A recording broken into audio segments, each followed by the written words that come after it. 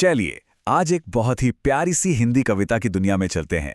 एक ऐसी कविता जो सही मायनों में एक खुशहाल और मीनिंगफुल जिंदगी का पूरा खाका हमारे सामने रखती है। ये कविता बचपन के उस खजाने के बारे में है जिसमें जिंदगी के न जाने कितने बड़े बड़े सबक छिपे हुए हैं। तो ये सिर्फ एक कविता नहीं बल्कि जिंदगी जीने का एक तरीका है। चलिए इस खजाने की खोज में साथ निकलते हैं।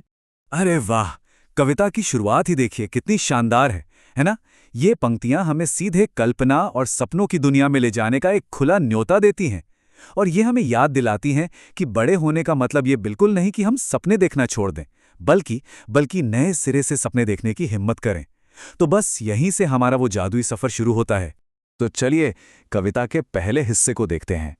ये हमें सिखाती है कि असली खुशी किसी बहुत बड़ी एक्स्ट्राऑर्डिनरी घटना में नहीं है, नहीं, बल्कि वो तो उन छोटे छोटे रोजमर्रा के कामों में छिपी है जिनसे एक बच्चे के दिन की शुरुआत होती है। ये रोज की छोटी छोटी खुशियों का एक सेलिब्रेशन है। जरा सोचिए यहाँ सबसे दिलचस्प बात क्या है, ये कि सुबह जागते ही प्रकृति के साथ कितना गहरा, कितना खूबसूरत कनेक्शन दिखाया गया है। सुनहरी किरणों का मुस्कुराना और चिड़ियों के मीठे गाने के साथ गुनगुनाना, ये दिखाता है कि सुबह का हर एक पल, हर एक लम्हा आनंद और ताजगी से भरा हो सकता है। बस शर्त यह है कि हम उसे महसूस करना चाहें। दिन की शुरुआत की ये लय कितनी सिंपल और कितनी प्यारी है। पहले माँ का प्यार, फिर तैयार होने का एक डिसिप्लिन, और उसके बाद पूरे उत्साह के साथ स्कूल की तरफ बढ़ना। मतलब प्यार और एक तय रूटीन, ये दोनों चीजें मिलकर एक बच्चे के दिन की कितनी मजबूत और पॉजिटिव नींव रखती हैं। अच्छा, अब घर से बाहर की दुनिया में कदम रखते हैं। यहाँ बच्चे का जो संसार है वो खेल, दोस्ती और प्रकृति के जरिए फैलता है। एक ऐसी दुनिया जहाँ हर छोटी बड़ी चीज में एक जादू नजर आता है। ये वही जगह है जहाँ एक बच्चा दुनिया को अपनी आंखों से देखना, समझना और महसूस करना सीखता है। स्कूल जाने का रास्ता भी किसी एडवेंचर से कम नहीं है।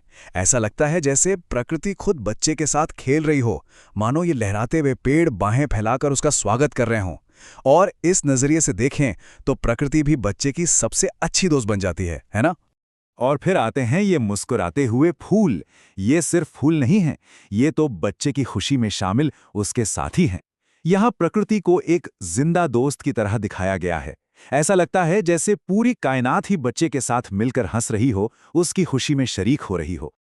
और आखिर में ये नाचती हुई तितलियां, ये छोटे छोटे खूबसूरत नज़ारे असल में सीखने और हैरान होने का एक मौका है। और यही खूबसूरती है। ये कविता हमें बताती है कि दुनिया ही बच्चे की पहली और सबसे बड़ी पाठशाला है।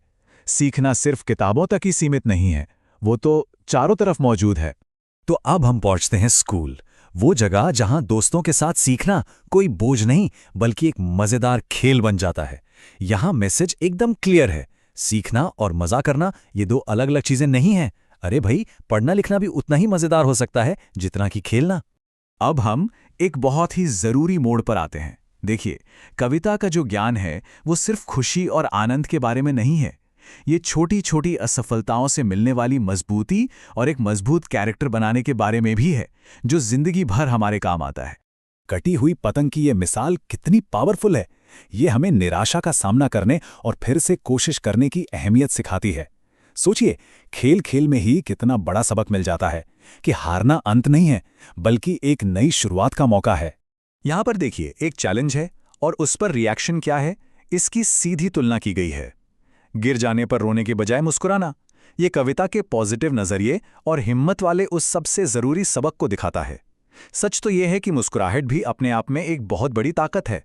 तो सबसे जरूरी बात क्या निकल कर आती है? यही कि खुशहाल बचपन का मतलब ये नहीं कि कोई मुश्किल आएगी ही नहीं, बल्कि इसका मतलब है हर मुश्किल से उठकर और ज्यादा मजबूत होकर आगे बढ़ना सीखना। चुनौतियां हमें कमजोर नहीं बल्कि और ज्यादा मजबूत बनाती हैं। तो चलिए अब इन सारे सबकों को एक साथ जोड़कर देखते हैं। ये रोजमर्रा के अनुभव और मुश्किलों से सीखा हुआ लचीलापन, ये सब मिलकर ह्यूमन वैल्यूज की एक मजबूत नींव बनाते हैं। और सच कहूं तो यही जिंदगी की असली दौलत है, जिसे कोई हमसे छीन नहीं सकता। तो कौन कौन से हैं वो मूल्य? घर पर माता पिता की मदद करना, दिल से सबका आदर करना, हमेशा सच्चाई का साथ देना, मेहनत से आगे बढ़ना, छोटों से प्यार और बड़ों का सम्मान करना। ये वो सच्चा खजाना है जो एक बच्चा अपने बचपन में जमा करता है। और ये सिर्फ कहने की बातें नहीं बल्कि एक अच्छे और जिम्मेदार इंसान की पहचान है। और यहाँ इन मूल्यों का दायरा और भी बड़ा हो जाता है, जिसमें पर्यावरण और हमारे समाज के प्रति जिम्मेदारी भी शामिल है। ये एक अच्छे कैरेक्टर के पूरे विजन को दिखाता है, जिसमें अपने आसपास की दुनिया की देखभाल करना भी एक बहुत ज़रूरी हिस्सा है। क्योंकि एक अच्छा इंसान सिर्फ अपने बारे में नहीं सोचता, वो पूरी दुनिया के बारे में सोचता है। तो अब हम आ गए हैं इस पूरी बातचीत के समापन की ओर। यहाँ हम सभी थीम्स को एक साथ लाएंगे और कविता के उस फाइनल मैसेज को समझेंगे कि एक सार्थक जिंदगी असल में होती क्या है, उसका असली मतलब क्या है। बस यही, ये एक पंक्ति पूरी कविता का दिल है, उसका निचोड़ है। ये हमें बताती है कि जिंदगी की असली दौलत खुशी, गीत और एक पॉजिटिव नज़रिए के साथ लगातार आगे बढ़ते रहने में है। ये एक बहुत ही सिंपल लेकिन उतना ही गहरा संदेश है कि जिंदगी एक गीत की तरह है और इसे गाते हुए ही आगे बढ़ना चाहिए। और अंत में ये एक सवाल हम सबके लिए है कि हम इन अनमोल सबकों को, चाहे हमारी उम्र कुछ भी हो, अपनी रोज़मर्रा की ज़िंदगी में कैसे अपना सकते हैं। बचपन का ये खजाना सिर्फ मीठी यादों के लिए नहीं है, बल्कि इसमें आज भी हमें रास्ता दिखाने की ताकत है। तो सवाल ये है कि इस खजाने को हम अपनी ज़िंदगी में कैसे जिंदा रख सकते हैं।